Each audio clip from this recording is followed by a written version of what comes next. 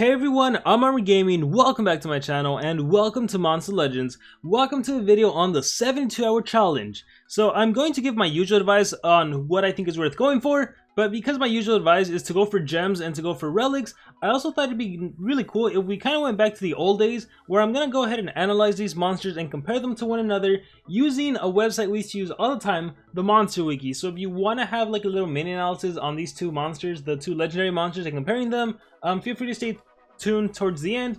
But yeah, basically, if you look in the game right now, there is so much going on, right? We have the Grand Prix going on, we have a 72-hour challenge, we have a ton of breeding events. You might feel so overwhelmed. The advice I can offer you guys is to honestly just focus on one event, right? The event that is the most beneficial for you or your team, that is what you should focus on. If you're in a team that you know you can get the race monster, then race. Ignore everything else. Ignore the breeding events. Ignore the fact you can get a legendary monster Myrak and a Dr. Marihausen. Like, those legendary monsters are not going to be good for you in the long run. What you want is the mythic monster, right? Same with the 72-hour challenge. If you feel like you're so overwhelmed because there's other stuff going on, then don't focus on the 72-hour challenge. Just ignore everything else and focus on the main event.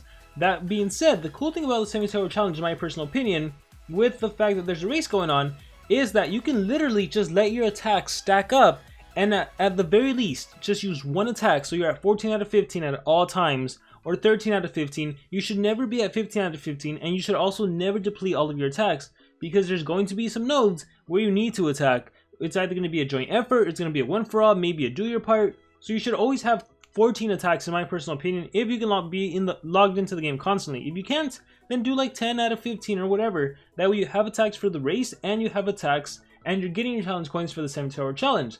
With that being said, the 72-hour challenge, clicking through everything, the number one best thing you can get is, once again, the gems, especially because these gems can help you in the team race, or just to stack up and save gems, and also those bronze relic chests and the silver relic chests from the ML-1 Yamato pathway, that can definitely help you out. So go for gems, and lastly, should you go for the monster? Obviously, if you can get the monster, great. If you can get all three monsters, great. In terms of the El Colossal Breeding event that will happen in the future, all the monsters are metal, so it doesn't really harm you to get any of them, right? Maybe you'll get the right monster that'll help you out. I would say definitely go for the legendary monsters. And honestly, M-2 Wyvern is better because he's ranked up, right? If you're gonna spend like double the amount of coins to get ML-1 Yamato, when you can spend half the amount of coins to get M-2 Wyvern, that's way better. And actually, I actually have the cost to get all of the monsters. So check this out. And I always assume you're going to get the monster in the very last card. It's possible that you get it before. You might get super lucky and get it in the very first card or the second card. But just operate under the assumption you're going to get the monster in the very last card. So if you want the epic monster, he costs a total of 8,085 coins. If you want M-2 Wyvern, who by the way is ranked up, he's rank 1, you get it's going to cost you 14,740 coins. And if you want ML-1 Yamato, it's 23,715 coins. So again, it's almost double for an unranked monster. So the best value is M-2 Wyvern, hands down. He is bar none the best value, and any 72-hour challenge, the costs are going to be the same. So M-2 Wyvern will always be, or whatever monster's in the middle for 72-hour challenge, that's always going to be the best value. So it actually surprised me that why isn't like ML-1 Yamato, like, does Social Point think he's better or something? I guess we'll compare them and all. But yeah, go for M-2 Wyvern if you only had to pick one. If you can get all three, I mean, get all three. It should be easy enough, I think. But with that being said, let's go ahead and analyze the monster, shall we? And then I'll show you guys with myself actually trying to get M-2 Wyvern. So we'll start by analyzing ML-1 Yamato. So once again, we are using the Monster Wiki. Do you guys remember this website? If you are an OG watcher, you would remember this website. So let's check it out. We're not even going to focus on stats or anything. The relics, he can hold a mask and an amulet. And his skills, let's just start at tier 3. So this monster can apply meta weakness to an enemy monster, and it is spammable because it has no cooldown, 45 damage. You have MS-60, it's a heavy metal based attack, 60 damage, 1 turn cooldown. And this skill right here gives him a 40% shield and an immediate extra turn. So he can always be protected, right? Here's another one like that, I believe. This skill gives him 40% stamina. This skill burns the enemy monster and it is spammable. And this skill is a metal-based AoE. And he has another, where's that shield? Here's another shield. Gains a 20% shield and an extra turn. So he has 20% shield extra turn on a 1 turn cooldown, 40% shield extra turn on a 4 turn cooldown, and then that strong 60 damage attack. So this is ML-1 Yamato, right? His traits, oh my gosh, I hope we do not see a mythic monster with this kind of trait. Immune to magnetize. Can you believe this used to be a trait that existed? Immune to magnetize. I completely forgot that existed. Oh my goodness.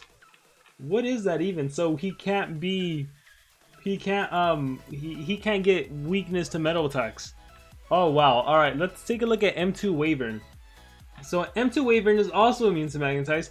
I actually gotta check them out in the game. I'm pretty sure I'm correct. It just makes it so they can be weak to metal attacks. That is hilarious. I did not even know this trait existed, or I completely forgot this trait existed. So M2 Wyvern has one of the strongest powers in the game back when legendary monsters ruled the world, right? Back before we had like 5,000 power. Yeah, so 3,509. And let's go ahead and scroll down. Let's see what kind of damage this monster can dish out. Oh, take a look at that. It deals insane special damage. 80 damage on this monster. And then deals low special damage and removes 50% of stamina. Talk about utility. A stun skill on a monster. So single stun, 80 damage, and a 50% stamina drain. Way better utility, right? A 65 damage spammable attack. Man, this monster's the boss. AoE burning skill. Chance to daze. Let's see what else he has. And then some more spammable skills. Yeah, again, unequivocally, M2 Wyvern is the way to go. Not only do you get him rank 1, you saw from his skill set, he is pretty awesome. He also has a fantastic monster design. I mean, just look at the monster. Glorious monster design. They're both really cool. I like them both. ML-1 Yamato reminds me of like Transformers, of like Starscream. But M2 Wyvern just looks phenomenal. And then the Mesterborg, you know, he's only like 8,000 coins, worth picking up for the Colossal Burn event, could come in handy. And for the gems, 100% for the gems, that could definitely help out as well. I have to check the Monstergram now because that immune to magnetize, oh my gosh. What even is that? He was, okay, there he is, one of the first. Gives immunity to magnetize. So yeah, I'm pretty sure it's like, if a monster is magnetized, they are 50%, they take 50% more damage from the metal-based attacks. So yeah, that's pretty much it in terms of the 72-hour challenge and my thoughts. So with that being said, let's try to get M2 Wyvern.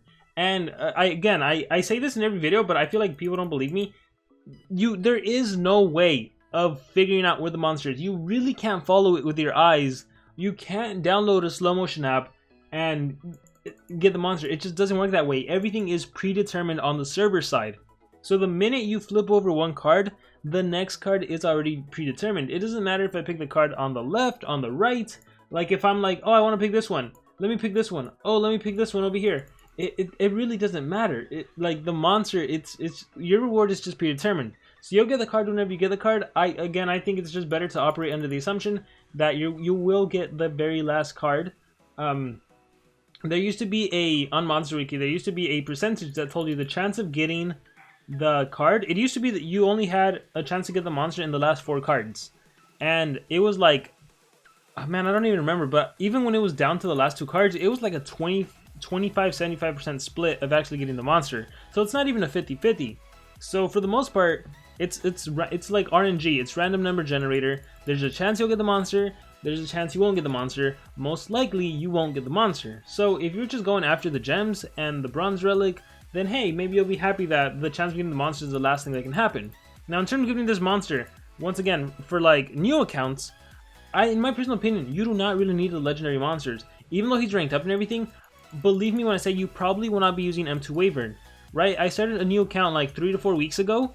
That account has mythic monsters already. So do I really need a rank 1 legendary monster? No, an unranked mythic monster is going to be stronger than a rank 1 outdated legendary monster. As cool as we saw the skill set was on this monster, like, to be honest, he's just going to be walking around generating gold, and that's really all you need the legendary monsters for right now.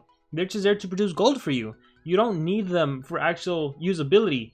And I'll tell you another thing, you don't even need legendary monsters to get to a high league. Legendary 4 league is obtainable with like level 50 monsters.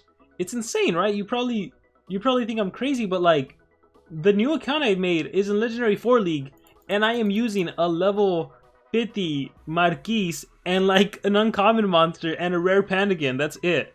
So you don't really need to focus too much on the legendary monsters. So going back to what I said earlier, if you're stressed about everything going on in the game, 72-hour challenge, the breeding events, the race, pick one event to focus on. If it's the race and you can just ignore the 72-hour challenge, go for it.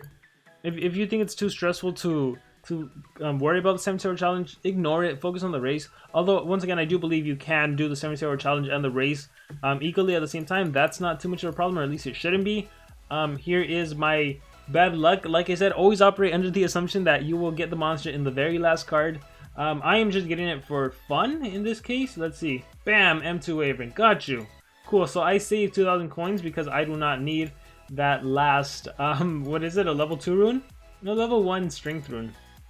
So I'll just go ahead and try to get out ML-1 Yamato. And I've mentioned this before. The one time I've been super lucky is when I had, on my baby account, I got the monster on the second card flip. I'm like, what? This never happens to me. But since then, it still hasn't happened to me, and it's definitely never happened on this account. On this account, it is always the last card, the second to last card. Oh my goodness. And I love how the game fools you, right? Like right now, the card flip is like 300. You're like, yeah, I can make it. I have 4,000 coins. I can make it a far way. But then like every time you flip the card, the cost goes up so much. Like, oh, now it's 405. Next is 485. That's already 800, 900 almost.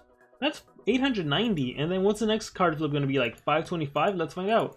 575. Wow, it jumped up so much. All right, is the next one going to be like 650 or something? Let's find out.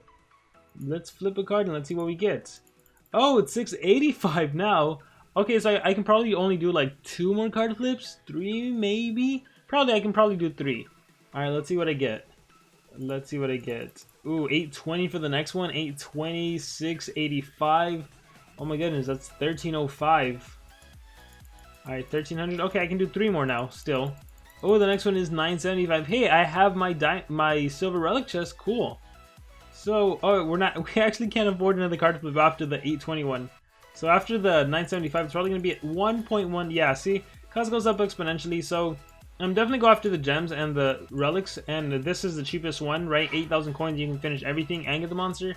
But yeah, that's pretty much my thoughts on 7-Hour Challenge. And it pretty much never changes. So I want to try doing something different by doing some OG Monster Wiki analysis. I hope you guys enjoyed it. Let me know what you thought about it in the comments below. Let me know if you've gotten all of the monsters or anything else going on in the game. How are you doing the team race? Any thoughts in the comments below. Thank you very much. And remember to subscribe.